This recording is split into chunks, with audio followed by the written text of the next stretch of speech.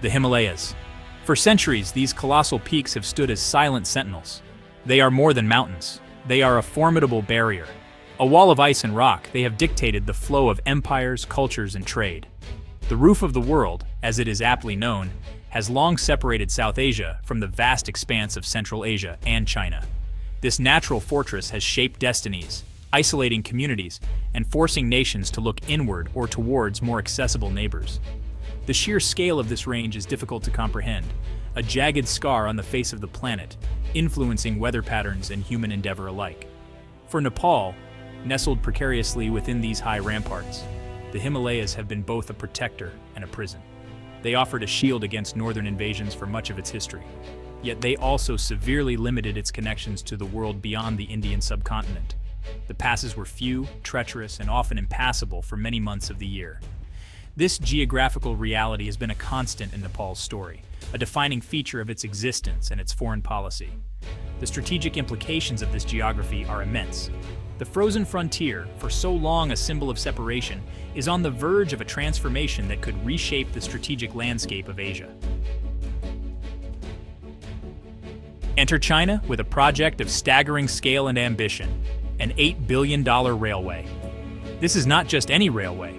It is a steel serpent designed to wind its way from the Tibetan Plateau across the formidable Himalayas and into Nepal. The sheer audacity of the project is breathtaking. It represents a monumental feat of engineering, a testament to China's growing economic might and its willingness to undertake projects that would have been deemed impossible just a few decades ago. This railway is a key component of Beijing's Belt and Road Initiative, a global infrastructure development strategy. The proposed Trans-Himalayan Railway aims to connect Kurung in Tibet to Nepal's capital, Kathmandu, and potentially extend further south towards the Indian border. The distances might seem modest on a map, but the terrain is anything but. This project involves navigating some of the most challenging landscapes on the planet. Think towering peaks, deep gorges, unstable slopes, and extreme altitudes. The cost, $8 billion, underscores the complexity and the strategic importance China places on this link. It is an investment that goes far beyond mere economics. It is a geopolitical statement etched in steel and concrete. For Nepal, it is about seeking alternatives and reducing its overwhelming dependence on its southern neighbor. The dragon's steel embrace is tightening, promising a new chapter in the history of this landlocked Himalayan nation. Nepal is a nation defined by its geography, landlocked. Surrounded by India on three sides and by the towering Himalayas and China to the north, its access to the sea and global markets has historically been through India. This geographical reality has fostered a deep, complex, and often fraught relationship. For decades, Nepal has relied on Indian ports, roads, and railways for the vast majority of its trade and essential supplies.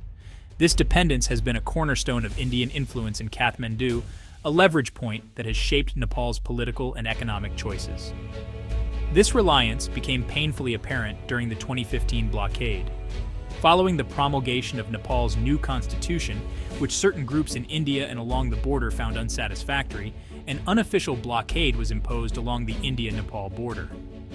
This choked off vital supplies of fuel, medicine, and other essential goods. The impact on Nepal was devastating. Queues for petrol stretched for miles. Hospitals struggled to function.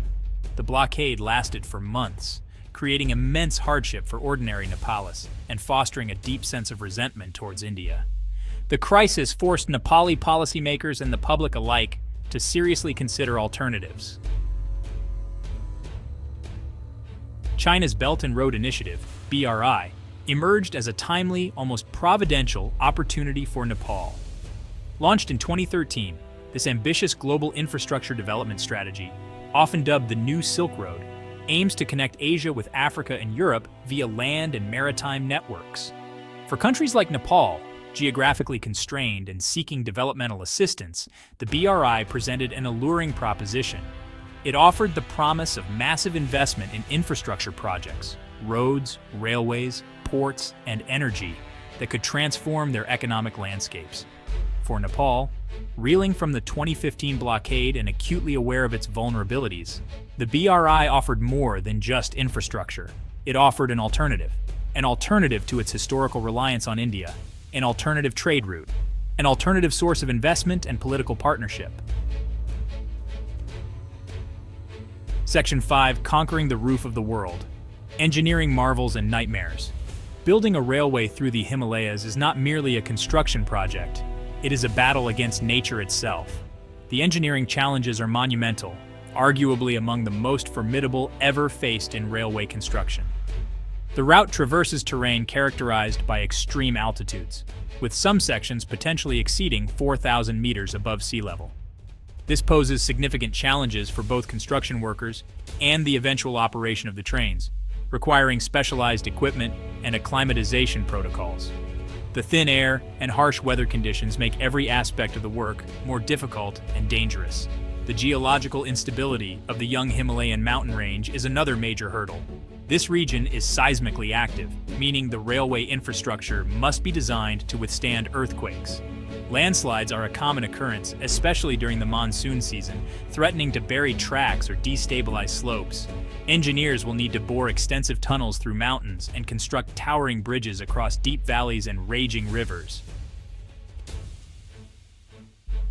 Section 6. Beyond the blockade, Nepal's quest for economic sovereignty. For Nepal, the Trans-Himalayan Railway is more than just a transportation project. It is a symbol of hope for greater economic sovereignty. The primary allure is the diversification of trade. Historically, almost all of Nepal's third country trade has transited through Indian ports, primarily Kolkata. This has given India significant leverage and subjected Nepal to logistical bottlenecks and potential disruptions, as witnessed in 2015. A direct rail link to China would provide an alternative route to global markets via Chinese ports, reducing this critical dependency. This new connectivity promises to boost Nepal's exports by providing easier access to the vast Chinese market. Nepali products, such as agricultural goods, handicrafts, and potentially even hydropower, could find new buyers. Furthermore, the railway could significantly lower the cost of imports from China and other countries, benefiting Nepali consumers and industries. Section 7.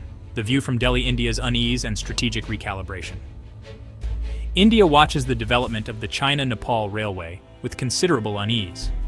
For decades, New Delhi has considered Nepal to be firmly within its sphere of influence, a crucial buffer state against China. The deep historical, cultural, and economic ties, coupled with an open border, have underpinned this relationship. The prospect of a high-capacity Chinese railway reaching Kathmandu and potentially extending further towards the Indian border is viewed as a significant strategic challenge. It represents a tangible encroachment of Chinese influence into a region India has long regarded as its backyard. The strategic implications are manifold. Firstly, the railway enhances China's ability to project its economic and, by extension, political influence into Nepal.